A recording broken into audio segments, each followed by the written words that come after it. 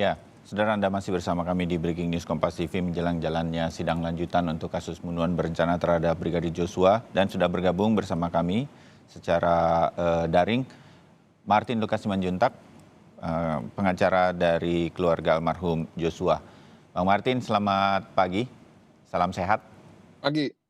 Ya, walaupun PPKM-nya sudah dicabut, kita tetap ya berusaha sehat. Amin, mudah-mudahan gitu. Bang Martin, saya cek TKP yang akan dilakukan oleh Majelis Hakim hari ini. Tadi saya berbincang dengan penasihat hukum Ricky Rizal, Erman Umar, yang saya dapatkan kesan bahwa ya nggak akan terjadi apa-apa juga, karena di sana kan tidak akan ada perdebatan dan lain-lain. Tapi menurut Ya. Anda, Majelis Hakim tetap akan melihat ke sana siang hari ini. Ada pendapat mengenai ini, Bang Martin, mewakili keluarga? Ada tentu. Jadi Hmm, gini, awalnya kan, ini, inisiasi dari Arman ya kalau nggak salah ya. Arman betul. mengatakan untuk, membuat terang perkara ini dan supaya, berkeimbangan dan berkeadilan maka penting untuk melihat ya lokasi rumah duren 3. Namun kan hakim juga jeli ya untuk menilai suatu intention ataupun niat. Hakimnya bilang ya kalau mau terang dan jernih jangan cuma lihat duren 3 tapi lihat saguling juga. Nah, Hmm. makanya ini yang menurut saya, istilah kata, mau dijebak ternyata jebakannya, gagal gitu ya, justru malah membuat, Oh begitu. sesuatu hal yang harusnya tidak diperiksa secara detail akan menjadi lebih detail. Karena kuncinya itu di rumah saguling, Mas Hmm. Bayu. Pasti hakim akan tercerahkan ketika melihat ya lantai 3, lantai 2, lantai 1, lalu garasi dari Jalan Saguling itu di rumah tersebut. Kenapa? Karena, akan lebih memudahkan untuk membayangkan bagaimana sih konstruksi terhadap, kejadian pada saat sebelum perencanaan, dalam perencanaan, dan pasca perencanaan gitu loh. Ya, berikan bayangan kepada saya yang awam ini ya, Bang Martin. Kan lokasi Saguling sekalipun, ini akan menjadi sebuah TKP kunci yang akan dilihat oleh majelis hakim. Eh, Toh sudah banyak perubahan. Eliezer mengatakan ini ketika dia rekonstruksi di rumah Saguling maupun Duren 3 sudah banyak perubahan. Kalau sudah banyak perubahan seperti itu, seperti apa sebenarnya? Berikan kami salah satu contoh begitu, Bang Martin, bagaimana kemudian ini nanti justru bisa memperjelas apa-apa yang baru dijelaskan secara verbal atau omongan saja di dalam persidangan, tapi sekarang ada ruangannya dan lain-lainnya. Kan kita juga selama ini nggak bisa melihat itu secara langsung, tapi majelis hakim yang akan nanti memutuskan vonis, dia justru melihat langsung TKP-TKP dan sebutlah tempat perencanaan sebelum kemudian ke TKP, kira-kira begitu. Di mana tuh Bang Martin? Nanti akan terlihat.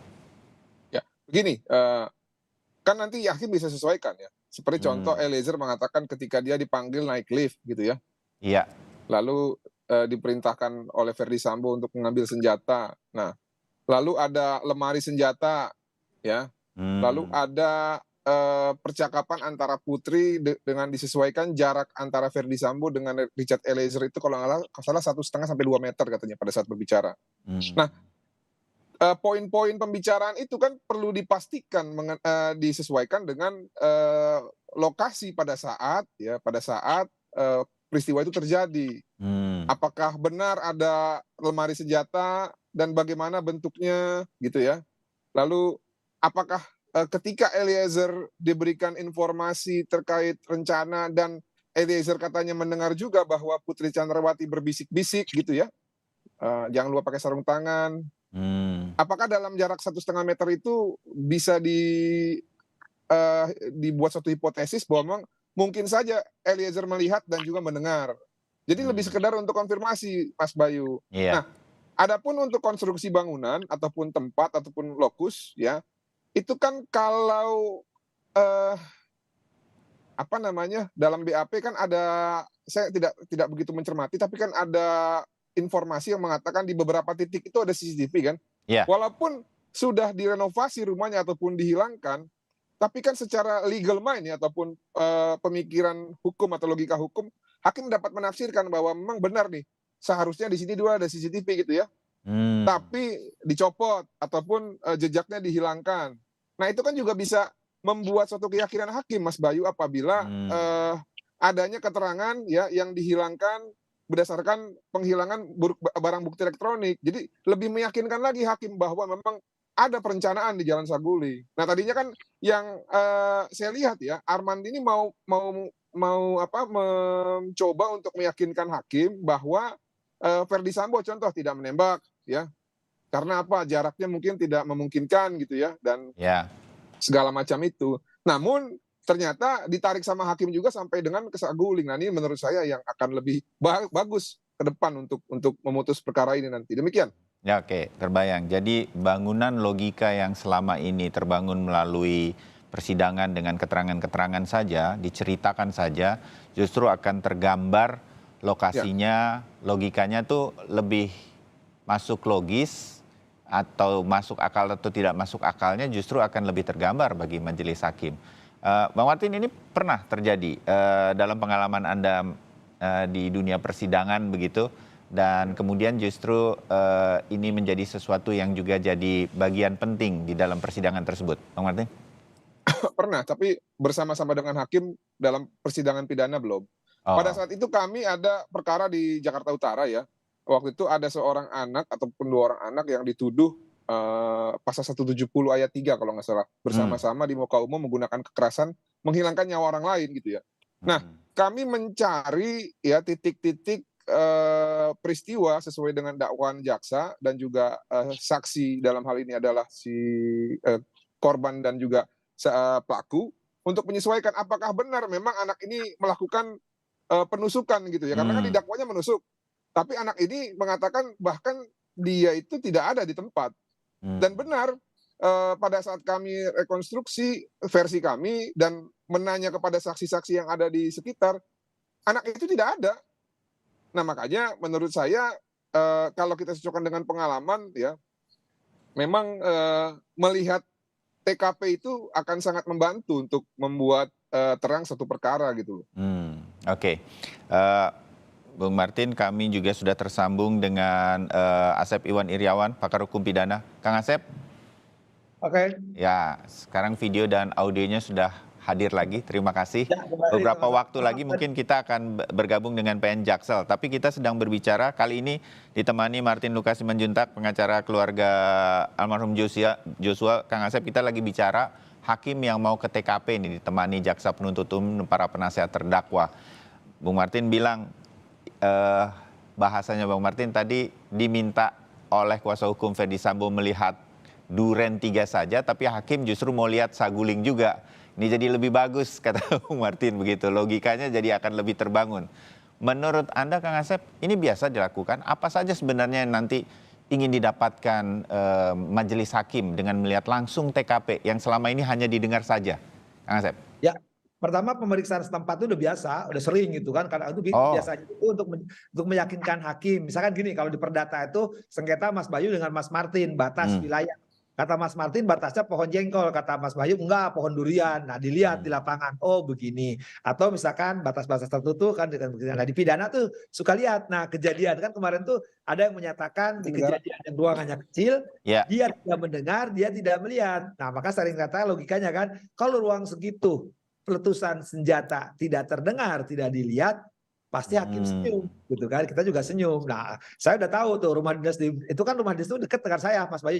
Jadi kalau di Duren 3 nih kan kita taunya Ricky Rizal nggak ngelihat, dia cuma melengos karena ada HT di panggilan dari Romer. Itu seperti apa kira-kira posisinya, kuat di mana, masa ia nggak ngelihat situasinya, kira-kira begitu ya Kang? Oke. Ya biar Pak Hermannya untuk mencari celah itu kan tadi pagi di ya, jadi sekali itu akan dilihat oleh hakim. Hakim kan biasanya tidak memberikan pernyataan, tapi pernyataan dalam bentuk putusan. Satu, jadi tempat kejadian itu betul-betul di ruang tengah yang terjadi itu, apa lantai atas, tangga itu akan dilihat oleh hakim. Jadi pernyataan Eliezer, pernyataan bagaimana posisinya almarhum Joshua ya, sedang tadi ada istilah kan jongkok, ditembak atau dihajar, ternyata terdengar atau tidak. Proses dari masuk keluar nanti kaitan dengan romer itu di TKP itu itu. Kemudian di saguling keberangkatan arah mana. Ya, nanti. ini kata Bung Martin ini justru penting nih saguling katanya kan? Ya penting, malah supaya ketahuan juga apa itu rencana itu. Kalau memang dipanjangkan selama ini kan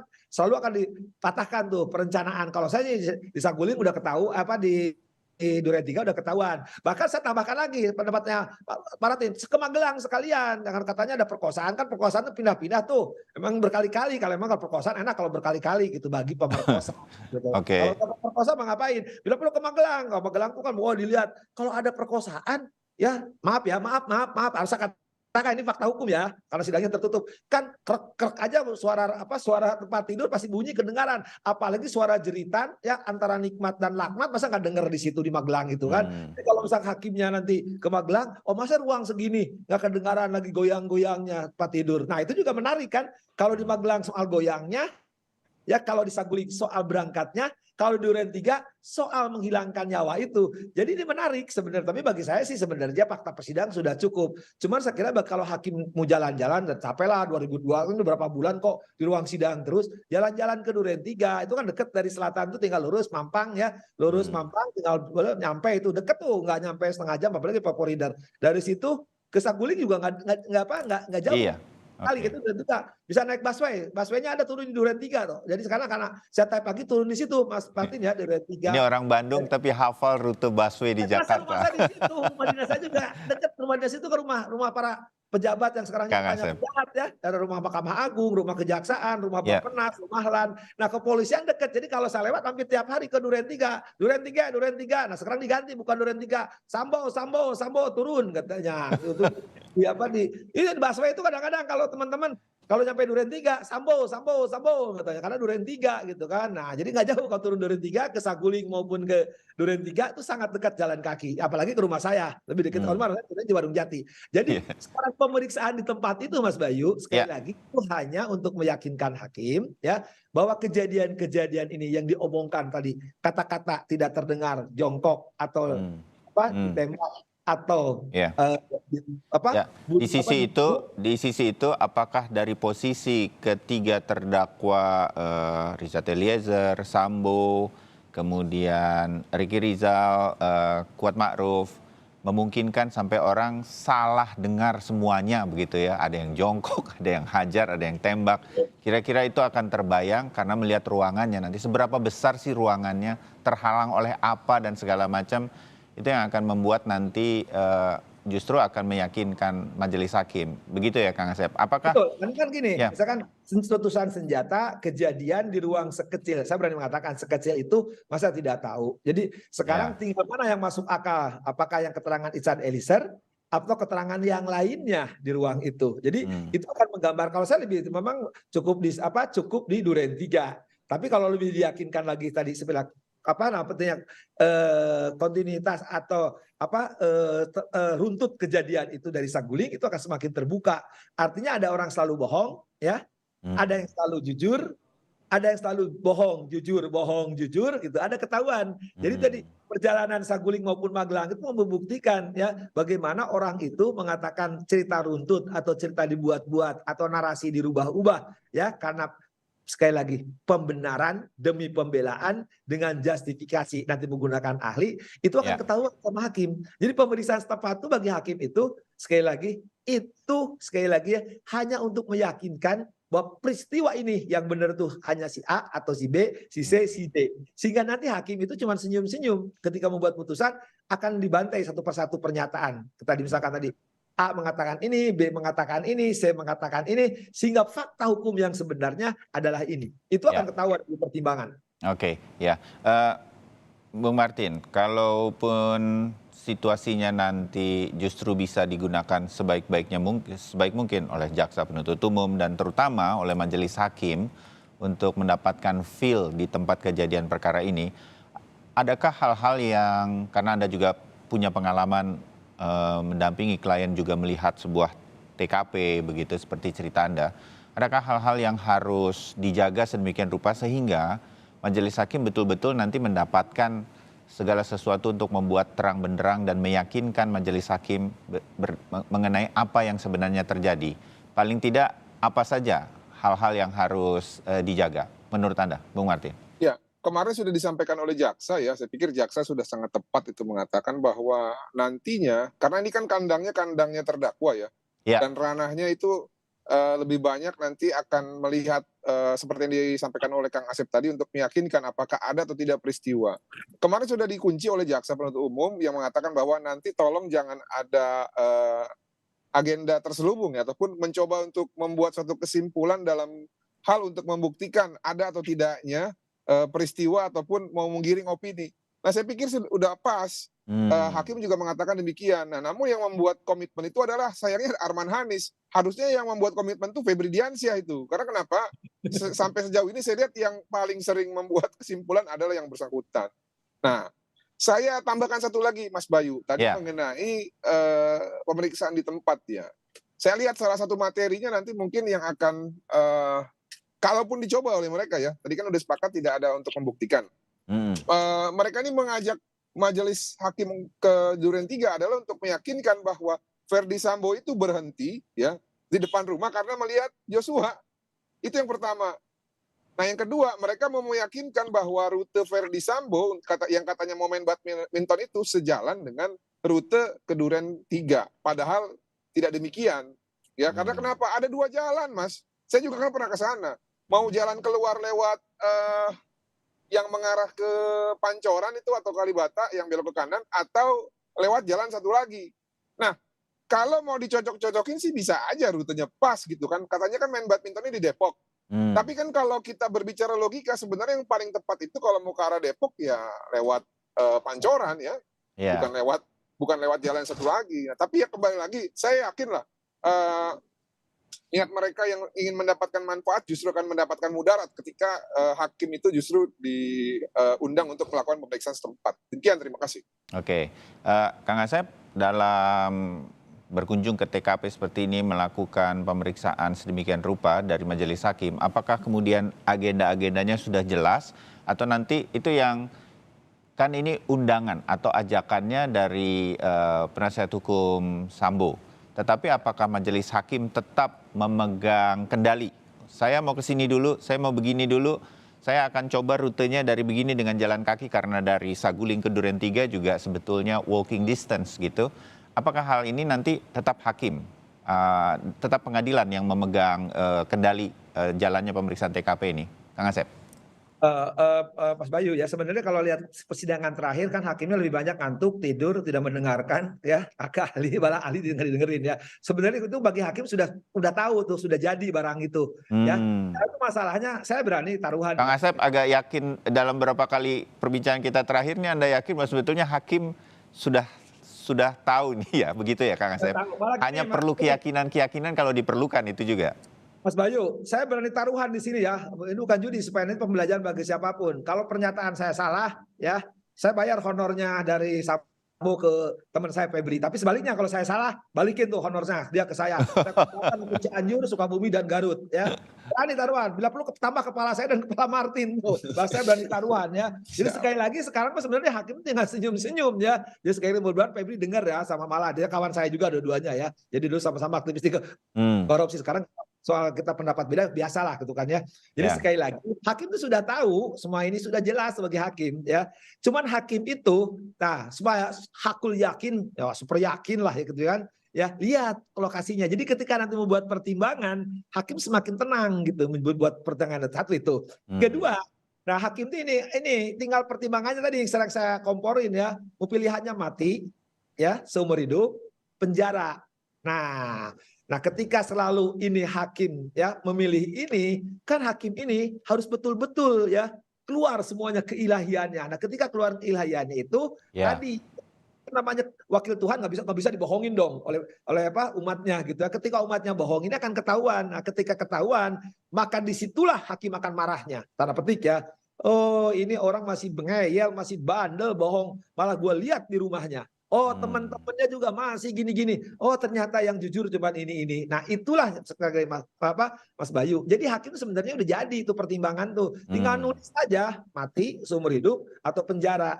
Yang saya agak pesimis itu hukuman maksimal tidak dijatuhkan kepada FS ya. Dan saya berharap jadi ini pilihannya kan cuma bebas saya berharap bebas untuk Ican gitu kan. Kalau tewas saya berharap untuk FFS sama PC, walaupun saya berbeda dengan Mas Martin. Mas Martin mah tidak setuju tuh kalau dibikin tewas, dia cukup seumur hidup. Udah enggak apa-apa lah, kali ini berbeda. Cuman kalau soal kepala berdua jadi taruhan mungkin setuju tuh Mas Martin, saya ajak gitu ya. Kalau dia bohong terus ya sudah, honor kita tukeran lah gitu. Kalau kita tukeran motornya untuk Cianjur, Garut sama Sukabumi ke korban gempa lah gitu kan. Jangan dibawa ke rumah gitu. Nah itu sekali lagi Mas Bayu, jadi sekali lagi ke sana itu mungkin hakim juga udah jenuh. Di pengadilan itu terlalu rame, siapa tahu kan mau jalan-jalan. Jadi diterima ajakannya untuk jalan-jalan sebentar gitu ya. Oh jalan-jalan nggak apa-apa, saya juga ada jalan-jalan Mas Bayu oleh Mas Martin. Tahun baru ini kemarin kan sayang kalau nggak dimanfaatkan, sibuk ngebahas Sambo lagi gitu. Ya, keluar nih prediksi-prediksinya dari Kang Asep berkaitan dengan vonis nanti begitu. Tapi kita masih menunggu di peradilan. Bung Martin, ini ajakan yang bisa jadi justru akan, saya pakai kata-katanya Kang Asep, menambah keyakinan, kehakul yakinan nanti majelis hakim justru untuk memutuskan vonis begitu. Nah, apalagi kalau majelis hakim justru menarik, saya nggak cuma mau lihat Duren 3, tapi juga ke Saguling sedemikian rupa. Nah, ada yang paling tidak dari apa yang disampaikan oleh Kang Asep, Anda punya kesetujuan berkaitan dengan ini tanpa melihat kemudian ini jadi taruhan beneran ya. Itu dari perbincangan yang Kang Asep aja. Apakah kemudian ini arahnya menurut Anda juga sudah ke sana? Saya tahu Anda juga bertahun-tahun memantau sebuah persidangan, bahkan menjadi praktisinya juga, Bung Martin, berkaitan dengan arah akhir dari peradilan ini. Ya, setuju. Memang apa yang disampaikan oleh Kang Asep itu sejalan dengan apa yang saya sudah amati ya beberapa saat lalu dalam persidangan ini. Nah, mengenai pemeriksaan setempat ya dan juga inisiasi dari Arman, saya pikir memang kalau saya jadi dia pun mungkin kemungkinan besar saya akan dalam tanda petik ya gambling juga, karena tidak melakukan apa-apa sudah terbentuk ya suatu keyakinan. Dan kalau kita melakukan sesuatu mungkin saja kalau tadi saya kaitkan dengan gambling tadi, mungkin saja bisa merubah sedikit ataupun merubah sebagian pandangan hakim. Nah, apapun itu, saya pikir ini kan ancamannya hukuman mati. Kalau kita berdiam diri kena, lebih baik kita bertindak. Jadi manusia itu memang punya sense of survival, Mas Bayu.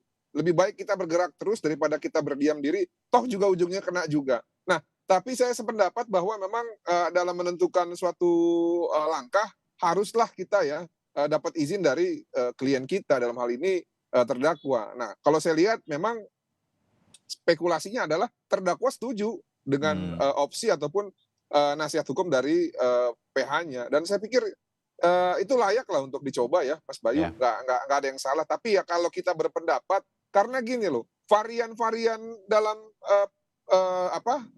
pembunuhan berencana ini bukan hanya masalah akan pergi main badminton saja, enggak. Ya, ada peristiwa Saguling, ya, ada peristiwa Magelang yang kalau kita mau bantah hanya sepotong, itu sulit.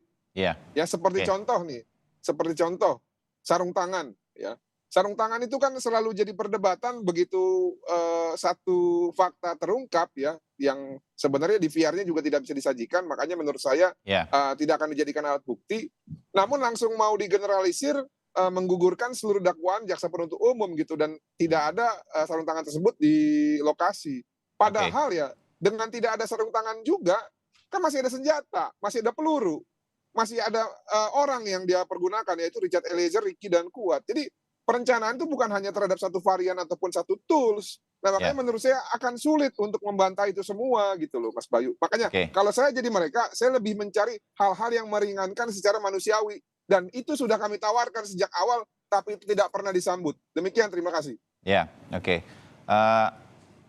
Sedikit, Bung Martin, di bagian-bagian akhir kita ngobrol menjelang jam 10. Satu mengenai Ferdy Sambo begitu ya.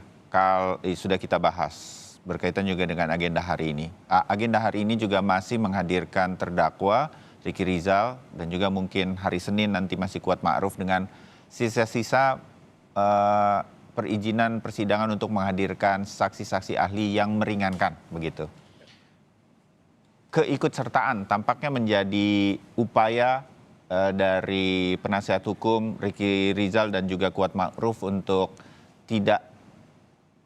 meringankan nanti hukumannya bahwa mereka tidak ikut serta. Ada tanggapan berkaitan dengan upaya ini, paling tidak yang kita baca dari permukaan begitu. Bung Martin, berkaitan dengan upaya kuasa hukum Ricky Rizal Kuat Ma'ruf.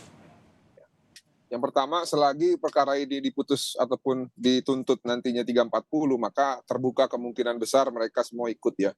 Karena kenapa? Mereka ini kan didakwa juga dengan pasal 55 ya, turut serta. Nah, turut sertanya itu apa sih?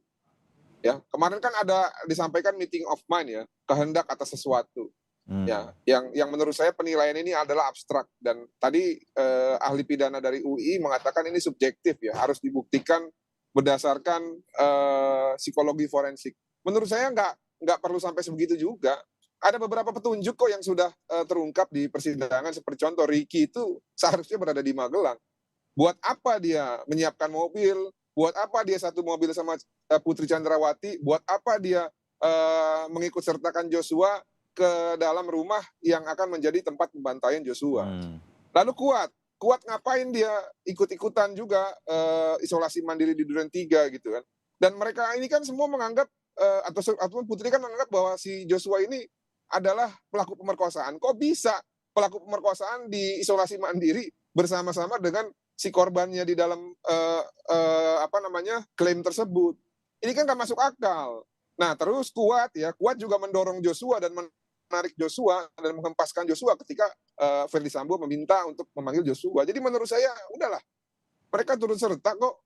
Tinggal nanti aja keyakinan hakim, dan saya yakin hakimnya sudah yakin untuk melakukan putusan ya, atau memberikan putusan seadil-adilnya sesuai dengan porsi dan perannya masing-masing. Demikian, terima kasih. Ya, kita dapat bayangannya berkaitan dengan ini dari sisi Bung Martin Lukas dan juga Kang Asep. Kang Asep udah senyum-senyum. Kita akan berikan kesempatan Kang Asep untuk bicara berkaitan dengan keikutsertaan para terdakwa yang lain ya Kang. Jadi Kang Asep, saya minta tetap ada di Breaking News Kompas TV. Bung Martin, terima kasih waktunya di kesempatan kali ini. Kami agak dadakan sebetulnya mengundang Anda kesempatan kali kita ketemu di diskusi yang lain. Sampai jumpa lagi. Ya. Terima kasih. Komentar Kang Asep nanti akan disampaikan di Breaking News Kompas TV, masih tetap menjaga situasi menjelang jalannya sidang hari ini.